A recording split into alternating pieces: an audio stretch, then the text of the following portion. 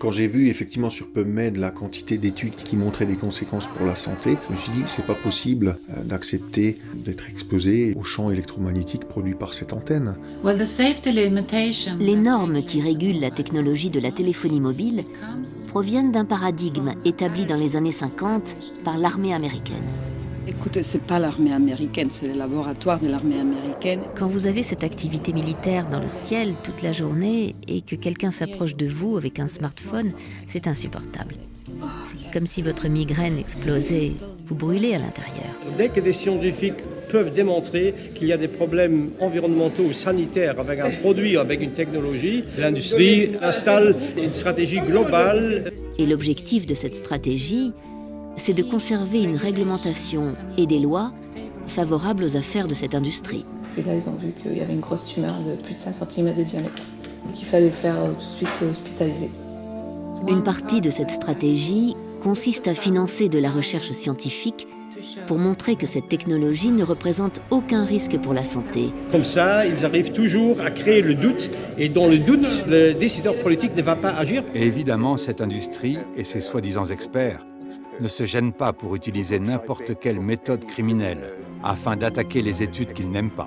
Le Centre international de recherche sur le cancer a classé le rayonnement des radiofréquences comme peut-être cancérogène. Si vous voulez mal communiquer ces résultats sur les tumeurs de la tête, tout ce que vous avez à faire, c'est d'utiliser le mot « au total », qui a été utilisé dans la présentation précédente. Un certain nombre des scientifiques qui sont présentés comme indépendants ont en réalité des conflits d'intérêts. Nous avons pu montrer que Anders Albom faisait partie des administrateurs de la société de consultants qui mentionne spécifiquement l'industrie des télécommunications comme l'une de ses activités. Tu ne veux pas vivre dans les bois quand tu es tellement malade que tu ne peux même pas gérer ta propre existence. C'est une situation impossible à gérer pour une personne seule. Oui. Ou même pour un couple. C'est pour ça que c'est vraiment terrible que la société nous abandonne. Oui.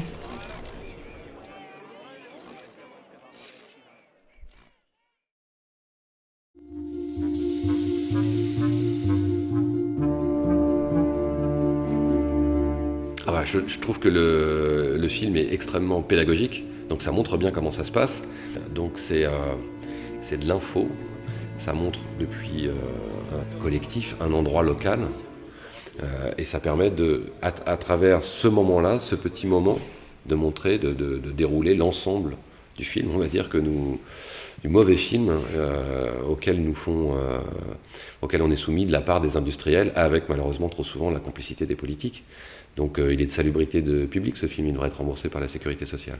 Et l'industrie a adopté une stratégie depuis une vingtaine d'années qui provient des États-Unis. Au fond, c'est une stratégie déjà adoptée dans les années 30 par Reynolds et par Philip Morris pour défendre le tabac.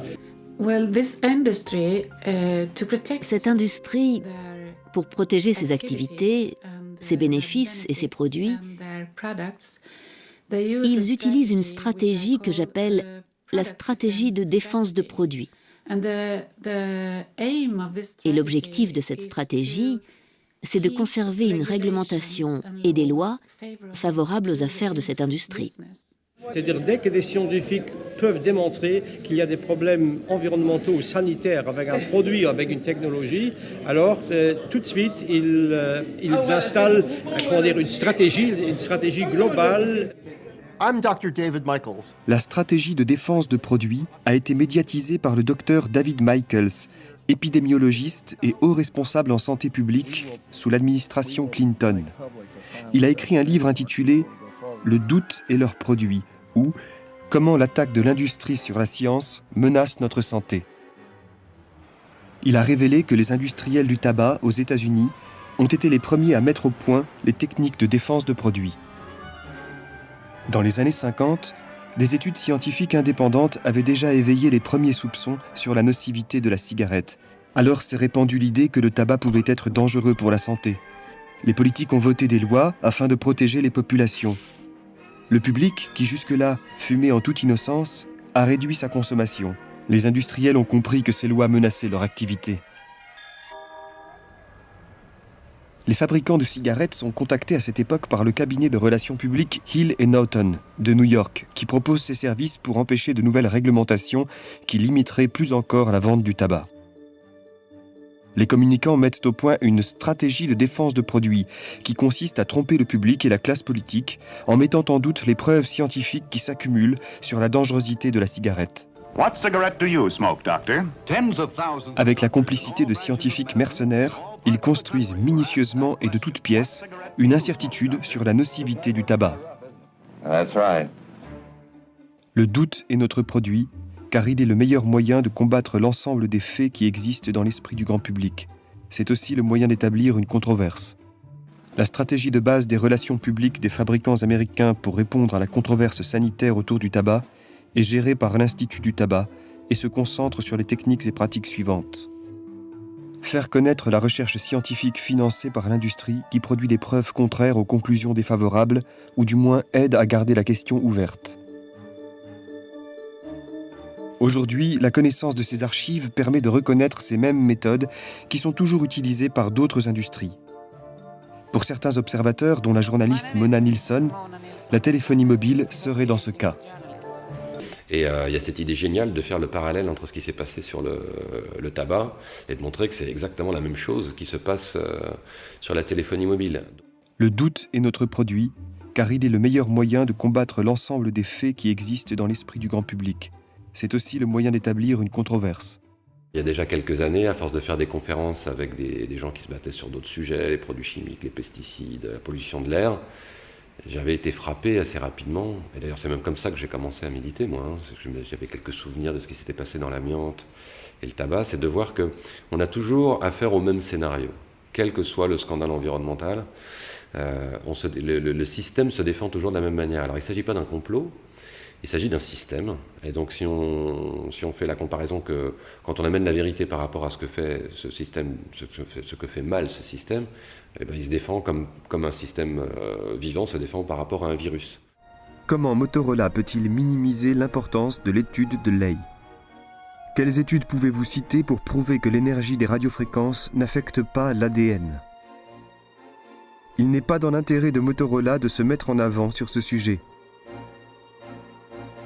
C'est-à-dire, en gros, on a toujours les mêmes éléments. Au démarrage, on va balancer sur le marché une molécule ou une technologie, sans faire aucune étude d'impact sanitaire avant qu'on mette tout ça sur le marché, comme on doit le faire théoriquement dans l'industrie pharmaceutique. Avant de balancer un médicament, on essaie de voir si c'est dangereux ou pas, s'il y a des effets secondaires, etc. Ça prend un certain temps, et ça ralentit évidemment le moment où on va faire du profit par rapport à quelque chose. Donc, systématiquement, les produits chimiques, la technologie du sans-fil sont bazardés sur le marché. Je pense que c'est un énorme scandale, dans la mesure où nous avons en Suède le plus gros fournisseur d'antennes de téléphonie mobile, Ericsson, et que nous n'avons pas d'études dans ce pays sur l'effet des antennes relais sur la santé. Dans certains cas, et là, par exemple dans le cas de la 4G maintenant, depuis 2009, dans le cadre du Grenelle des ondes, nous, à Robin des Toits, on demande que soit faite une étude d'impact sanitaire avant qu'on mette la 4G sur le marché. D'autant plus qu'on savait que, à partir de 2011, on sait que les radiofréquences deviennent un cancérogène possible. Donc, le pouvoir public nous dit ah oui, c'est une bonne idée. Puis on réitère sans arrêt cette demande. Oui, c'est une bonne idée. Enfin, ils n'ont rien fait. Les pouvoirs publics ne se sont pas donné les moyens de savoir si la 4G était dangereuse ou pas pour la santé. Alors qu'évidemment, tout laissait penser que c'était dangereux pour la santé. On voit bien là qu'il y avait une volonté de ne pas savoir, et donc de prendre à nouveau la population en cobaye. Sur les effets biologiques, donc en particulier sur les effets sur les cellules, je n'ai pas entendu grand-chose. Alors des omissions de ce genre, c'est vrai qu'elles ne sont pas susceptibles de rétablir la confiance dans l'expertise. Elles montrent, pour moi, très clairement une lecture biaisée des résultats scientifiques, elles me posent problème.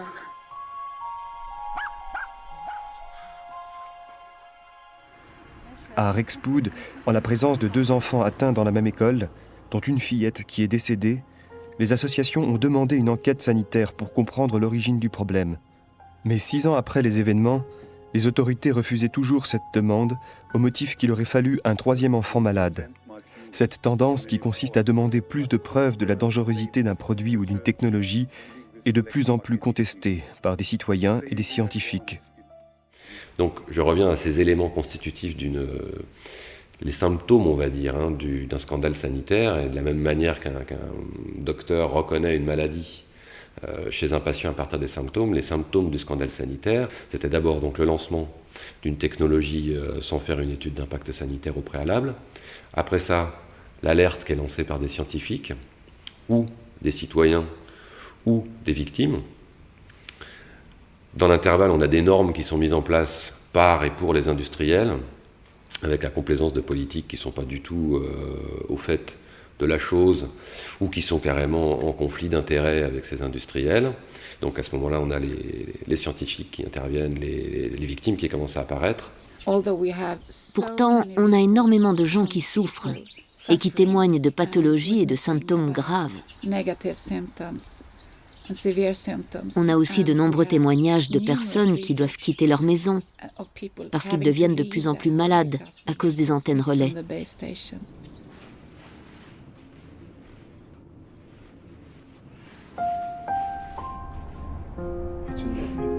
C'est une situation impossible à gérer pour une personne seule. Oui.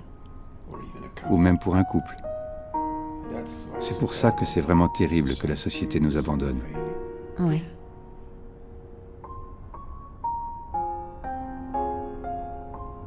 Et puis, en général, très important, le phénomène des assurances. Dans l'histoire de l'amiante, par exemple, à partir de 1919, les compagnies d'assurance britanniques et américaines estiment qu'il y a suffisamment d'éléments pour montrer que c'est dangereux et ne vont plus couvrir le risque sanitaire.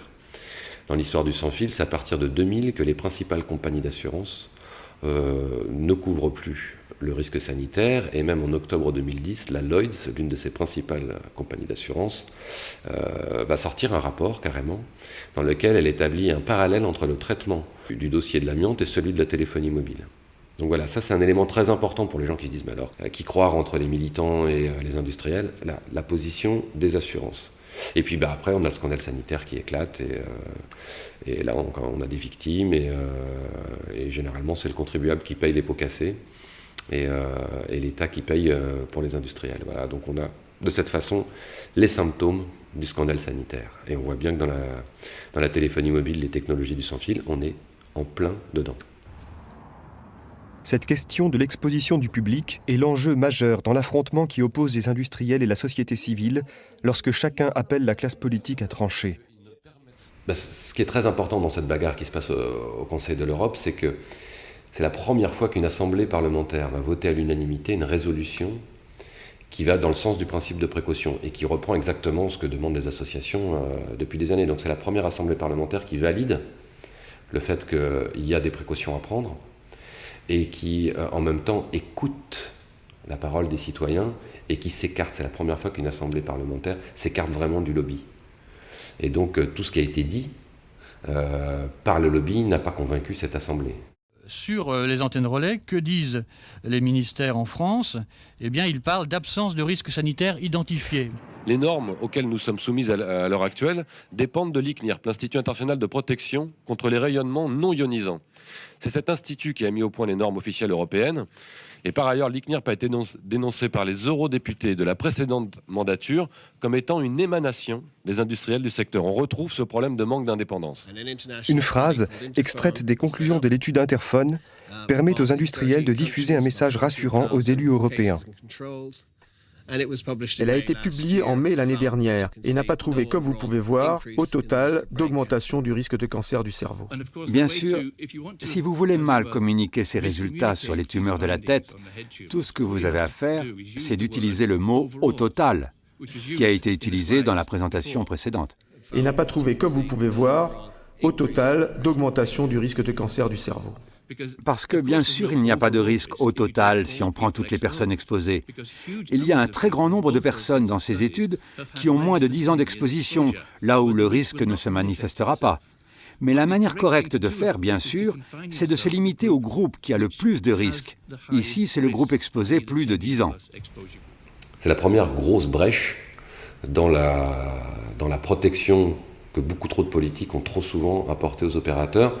Et ça a un poids symbolique et politique. C'est une action politique très très importante. En fait, c'est le début de la perte de la toute-puissance pour les industriels.